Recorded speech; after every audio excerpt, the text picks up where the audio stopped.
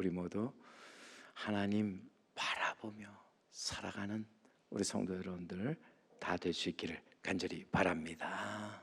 오늘은 우리 교회의 가장 기쁜 날인데 세례가 베풀어지고 또 입교가 이루어지는 날이기 때문이지요.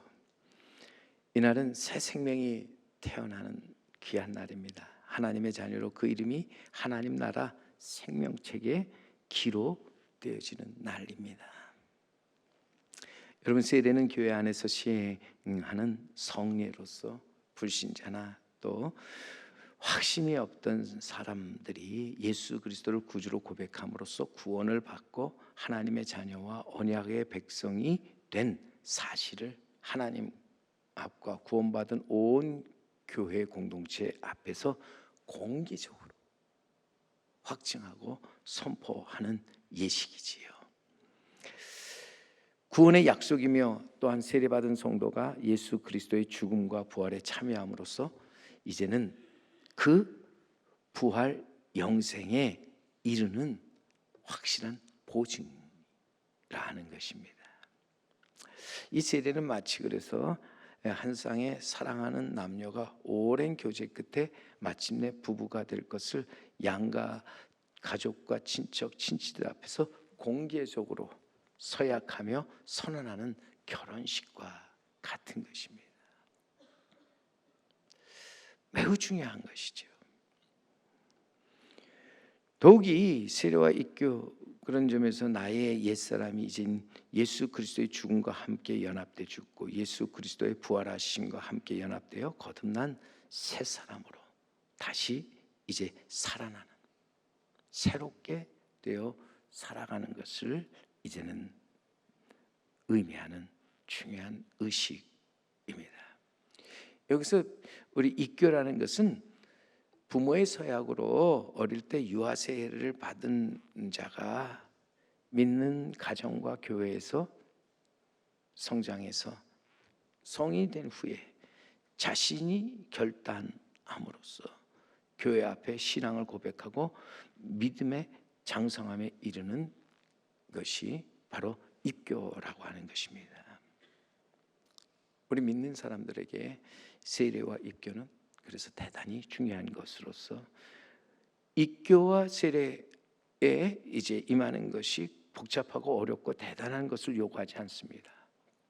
내가 예수님을 믿습니다라는 고백을 통해 모든 사람 앞에서 공개적인 표시를 통해 받게 되는 것이죠. 내가 주님 앞에 나아가서 죄인입니다. 고백함으로써 내 죄가 사함을 받는 하나님의 놀라운 은혜의 선물이기도 하지요. 예수님은 분명히 말씀하셨습니다. 누가복음 15장 7절에 내가 너에게 이르노니 이와 같이 죄인 한 사람이 회개하면 하늘에서는 회개할 것이 없는 의인 99으로 말미암아 기뻐하는 것보다 더하리라. 오늘 하나님께서 기뻐하시는 것이 무엇일까? 죄인 하나가 회개하고 하나님께로 돌아오는 것이다. 한 생명을 천하보다 더 귀하게 여기신 하나님, 세례를 통해서 진정 회개하고 하나님께로 돌아와 하나님과 함께하는 것을 기뻐하신다. 하나님의 은혜와 사랑의 품으로 돌아오는 것을 기대하고 기다리시면서 그것을 기뻐하시는 하나님, 우리는 이 하나님의 마음을 알아야 한다는 거지요. 우리가 진정 세례를 받기 위해서는요, 먼저 들어야 한다. 들을 귀가 있어 듣는 자가 되어야 한다. 무엇을 들어야 합니까? 예수 그리스도의 복음을 들어야 한다. 하나님의 말씀을 들어야 한다는 거예요. 복음의 말씀을 듣고 깨달은 자가 세례를 받을 수 있습니다. 복음이 무엇입니까?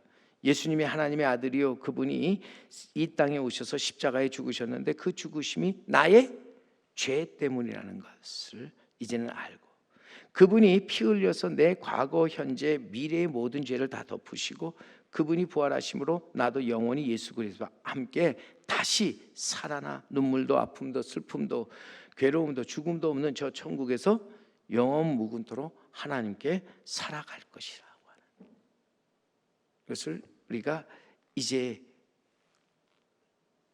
알고 믿는 것, 이것이 이제는 우리에게 전해지는 복음의 핵심이지요. 복음에는 여러분 구원이 있습니다. 영생이 있고 천국이 있습니다. 복음을 통해 우리 잃어버린 하나님의 형상을 회복할 뿐만 아니라 하나님 나라에 들어간다는 거예요. 오늘도 나온 여러분, 복음을 그렇게 들어야 한다. 복음은 어떤 사람에게도 차별이 없다는 거예요.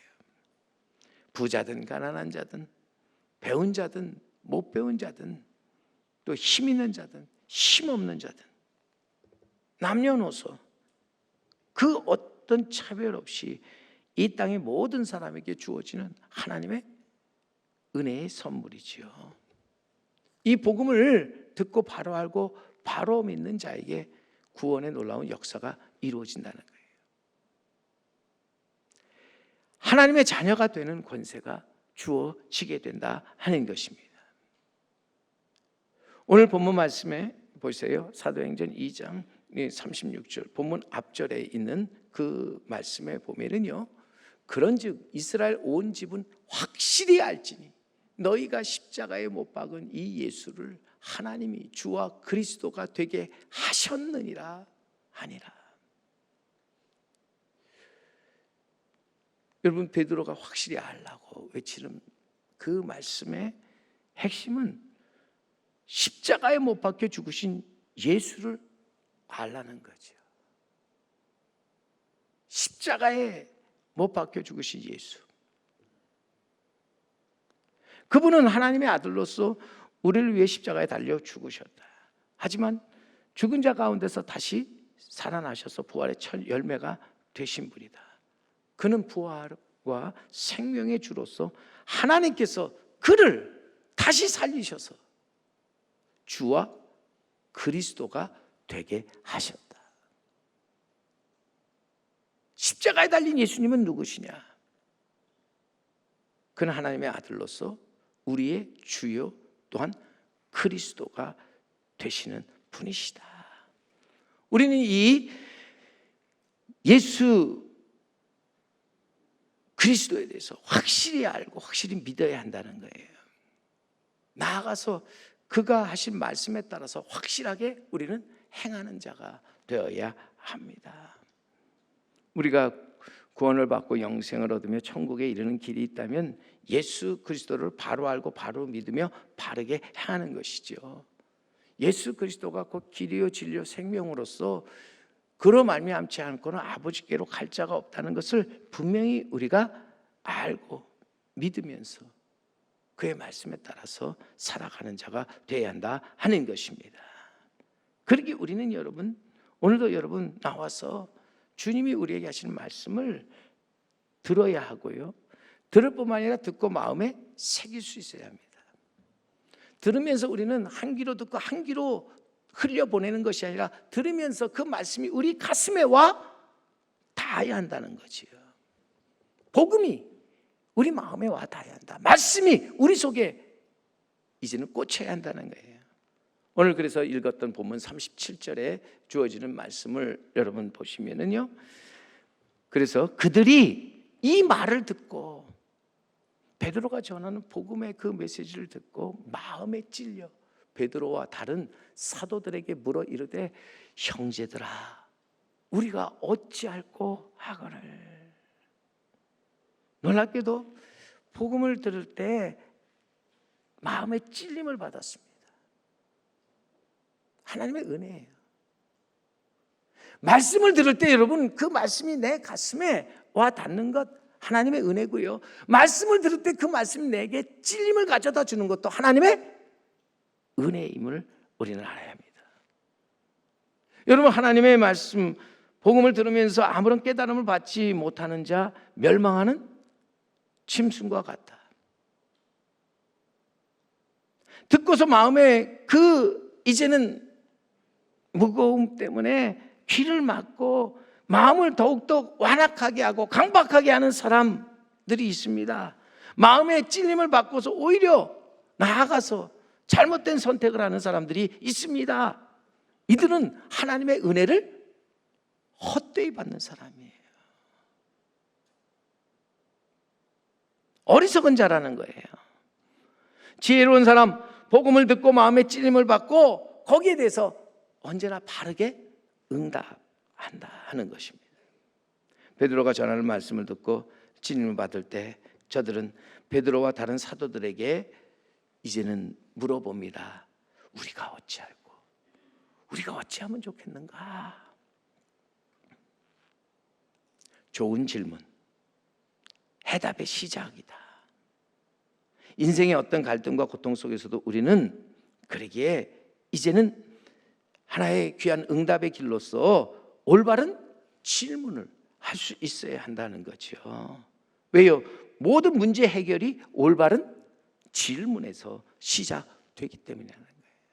내 안에서 이제는 내가 이 일을 어떻게 하면 좋겠는가? 살다 보면 우리는 정말 원치 않는 뜻밖의 일을 만나게 됩니다. 그래서 실망하고 낭망하고 원망하게 되지요. 거기서 우리는 진정으로 하나님의 뜻이 무엇인가 물어보아야 됩니다. 그리고 나가서 왜 내게 이런 일이 일어나는가? 나보고 어떻게 하라는 말인가? 어찌하면 좋겠는가? 하나님이 우리에게 바라시고 원하는 것이 무엇인가를 묻고 그 뜻을 깨닫는 자가 복 있는 사람이지요. 모든 인간의 진보는 중요하고 올바른 질문에서 비롯되었으며 모든 답을 갖는 것보다 몇 개의 중요한 질문을 갖는 편이 낫다는 말처럼 여러분, 지혜로운 사람은 자기가 당한 일에 왜? 그리고 어떻게? 그리고 내가 어찌하면 좋을까? 질문을 던진다는 거지요. 말씀을 듣고 은혜를 깨닫고 가슴이 아파서 눈물을 흘리는 것만으로 모든 것이 다 끝나는 것이 아니라는 겁니다. 진정으로 가슴이 아파하는 사람, 깨닫는 사람, 거기서 분명하게 이제는 질문을 하는데 어찌할꼬? 내가 어찌하면 좋겠는가?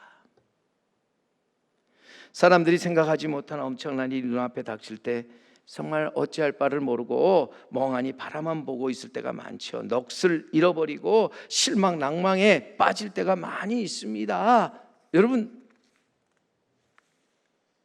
우리 신앙생활도 가만히 보세요. 우리의 죄와 허물이 너무 커서 우리 스스로 구원받을 길이 없고 이대로 살다가 영원히 영벌에 처해진다는 것을 알게 되었을 때 어찌할 바를 몰라서 그저 멍하니 바라만 보고 있을 때가 있는 거죠.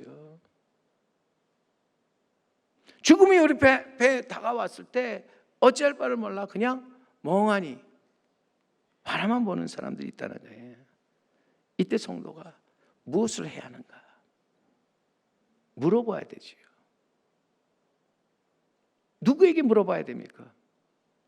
먼저 스스로에게, 나 자신에게 물어볼 수 있고요. 또 다른 형제나 자매들에게 물어볼 수도 있습니다. 신앙의 선배나 스승에게 물어볼 수 있어야 한다는 거예요. 하지만 여러분, 가장 좋은 것은 우리가 하나님 앞에서 조용히 무릎을 꿇고 하나님께 물어보는 것이죠. 하나님, 어찌할 좋겠습니까? 여러분, 진실하게 물어보는 거기에 답이 있다 하는 것입니다. 38절에 묻는 자에게 베드로가 대답을 하지요. 보세요. 우리가 다시 한번 보면 베드로가 이르되 너희가 회개하여 각각 예수 그리스도의 이름으로 세례를 받고 죄 사함을 받으라. 그리하면 성령의 선물을 받으리니. 묻는 자에게 베드로가 말씀하지요. 회개하라. 세례를 받고 죄 사함을 받으라. 그리하면 성령의 선물을 받으리라. 어찌할꼬 질문한 자들에게 회개하라 말씀하지요. 여러분, 회개가 무엇입니까? 간단하게 말할 때 돌아선다는 겁니다. 방향을 바꾸는 것을 말하죠. 변화하라는 겁니다. 기독교 회개, 그래서 죄의 종에서 하나님의 자녀로 변화되는 거예요. 바뀌어지는 거예요. 회개에 두 가지 요소가 있는데 후회와 마음의 변화라는 거예요. 회개는 후회와 마음의 변화가 있는데, 후회가 과거를 눈물 어린 눈으로 쳐다보는 것이라면 마음의 변화는 미래를 조심스러운 눈으로 쳐다보는 것이라고 하는 거예요. 오늘 성도는 후회를 넘어서 마음의 변화가 이루어져야 한다는 거예요. 후회하지 말고 양심의 가책을 넘어 마음의 변화를 통해서 하나님의 선하시고 기뻐하시고 온전하신 뜻을 우리가 분별하며 살아가는 자 되어야 할 줄로 믿습니다. 누가복음 15장에 나오는 탕자 보면은요, 자신의 잘못된 선택에 대해서 크게 후회하고 양심의 가책을 느낍니다. 그래서 나중에 스스로 돌이켜서 말을 하죠. 누가복음 15장 18절로부터 19절의 말씀에 보면, 내가 일어나 아버지께 가서 이르기를, 아버지, 내가 하늘과 아버지께 죄를 지었사오니 지금부터는 아버지의 아들이라 일컬음을 감당하지 못하겠나이다. 나를 품꾼의 하나로 보소서 하리라 하고, 여기서 분명히 그는 후회하고 또 양심에 있어서 가책을 느끼고 자신의 잘못을 깨닫고 나아가서 마음의 변화를 받았다는 거예요. 그래서 일어나서 아버지께로 나아갔다는 거예요. 그리고 아버지 앞에 가서 내가 하늘과 아버지께 죄를 지었다, 내가 죄인이라고 고백하지요. 그는 결코 후회나 양심의 가책에 머물지 않고 자신의 죄를 회개하고 아버지께로 돌아갔다고 하는 거예요. 우리의 죄가 무엇입니까?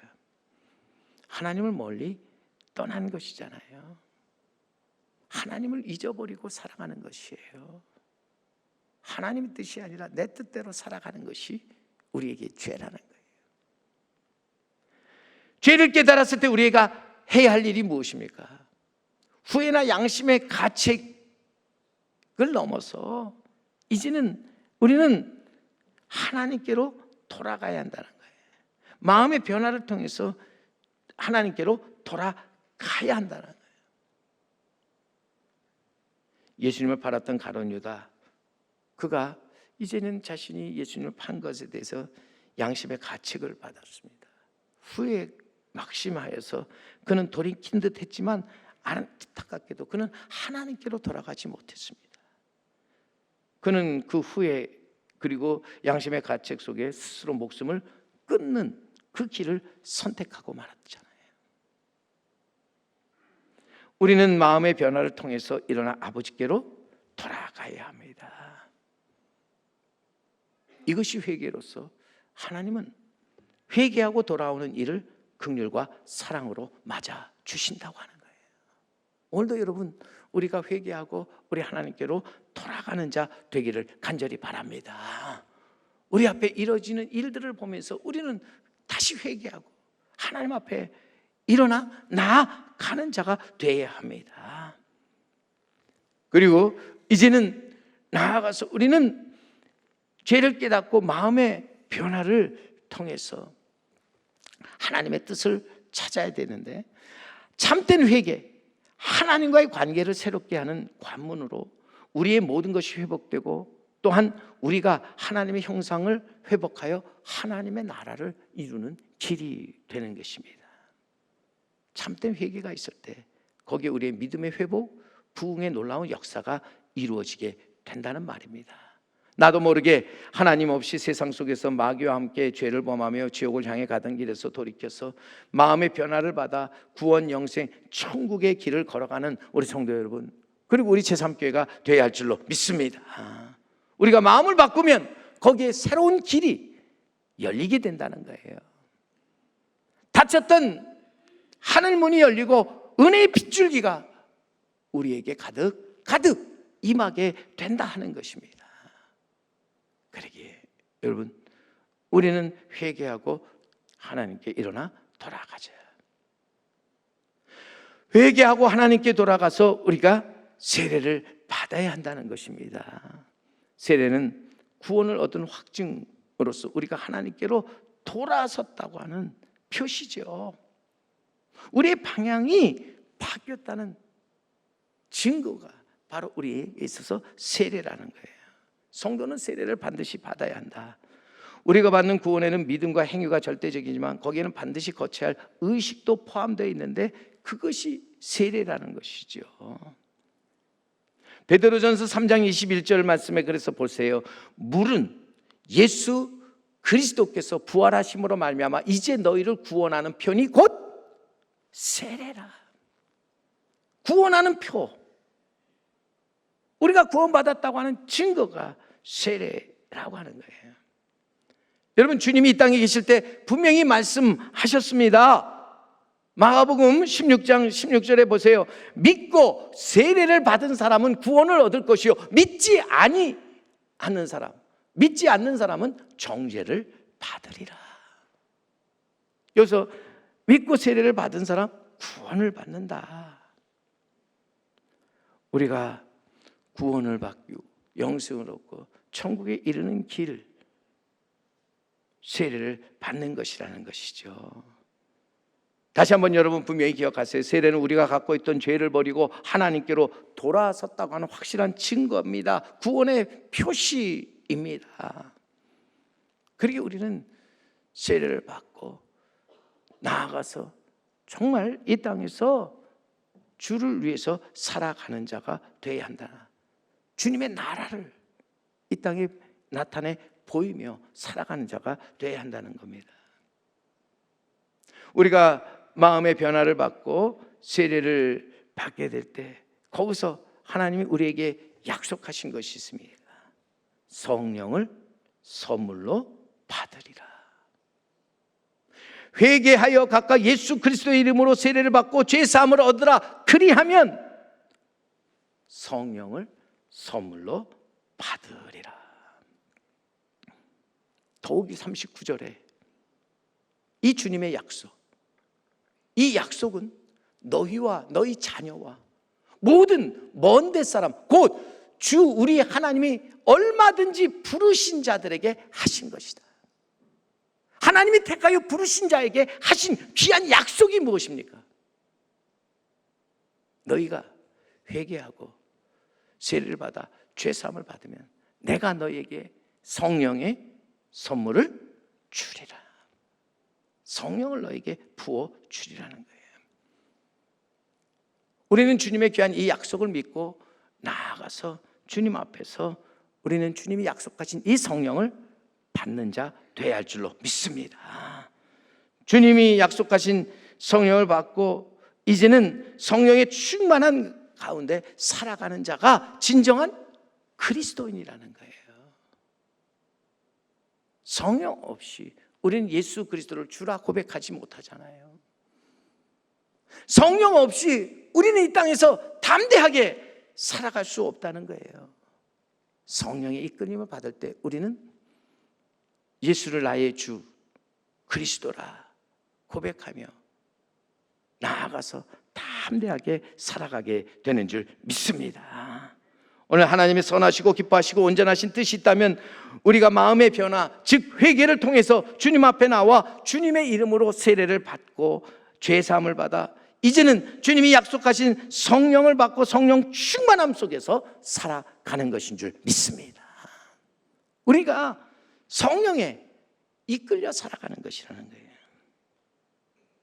오늘도 그러기에 우리는 예수님을 바로 알고 바로 믿어 주님이 약속하신 성령을 받아 담대하게 살아가는 자 되기를 바랍니다. 비록 이 세상을 떠날 때에도 두려움 없이 평화롭게 죽음을 맞이할 수 있는 사람, 복 있는 사람이잖아요. 지혜로운 사람이잖아요. 우리는 성령을 믿습니다. 성령의 능력 그리고 성령의 역사하심을 우리는 믿습니다. 우리는 그러기에 이 성령의 충만함을 받고 나아가서 이 땅에서 하나님이 원하시는 모든 일들을 행하며 살아가는 우리 성도 여러분 우리 제3교회가 돼야 합니다. 존 웨슬레이 목사가 이런 말을 하였는데요, 그리스도인의 첫째 의무, 보이지 않는 하나님의 나라를 보이게 하는 것이다. 우리는 그리스도인으로 살면서 보이지 않는 하나님을 세상 모든 사람들에게 보여주고 나타내주는 일을 하면서 나아가서 하나님의 나라를, 보이지 않는 하나님의 나라를 이 땅에 보여주는 자가 되어야 한다는 거예요. 그런데 그 다음에 하는 중요한 말이 있습니다. 이것을 가능케 하는 분이 성령님이시다. 여러분, 보이지 않는 하나님의 나라를 보이게 하는 것을 우리 힘으로 감당하기 어렵습니다. 그러나 이것을 가능케 하고 이것을 우리로 하여금 감당케 하는 것이 주님이 약속하신 보혜사 성령님인 줄 믿습니다. 그리고 우리가 이 땅에서 그리스도인으로서 바르게 살아가기 위해서는 우리는 무엇보다도 성령을 받는, 성령 충만한 삶을 살아가는 자가 되어야 한다는 것이죠. 우리는 마음의 변화를 받아 세례를 받고 그리스도인으로서 하나님의 나라와 의를 이루어 나가는 자가 되어야 합니다. 하나님 아버지의 뜻이 하늘에서와 같이 땅에서도 이루어지도록 일어나 힘써 우리가 함께 일을 만들어 가야 합니다. 어찌 보면 이것이 우리에게 주어진 사명이고 우리의 의무인데, 우리가 이 사명, 이 의미를 가능케 하는 것이 보혜사 성령이라. 오늘도 우리는 주님 앞에 나아가서 그러기에 물세례뿐만 아니라 성령의 세례를 받고 성령 충만한 그리스도인이 되어야 할 줄로 믿습니다. 회개하라, 세례를 받으라. 그래야면 성령을 선물로 받으리니, 우리 모두 성령을 선물로 받아 성령 충만한 가운데 교회를 교회되게 만들어 갈 뿐만 아니라 하나님의 나라를 우리 이 땅에 이루어 나가는 우리 성도 여러분, 우리 제3교회가 될 수 있기를 간절히 바랍니다. 오늘도 하나님의 말씀을 듣고 깨달음 속에서 마음의 변화를 받고 하나님의 부르심에 바르게 응답하여 물과 불 세례를 받아 성령 충만하여 새롭고 거룩하고 또 위대한 길을 걸어가면서 하나님의 영광 아름다움을 나타내는 우리 성도 여러분과 제3교회가 되기를 주님의 이름으로 간절히 축원합니다.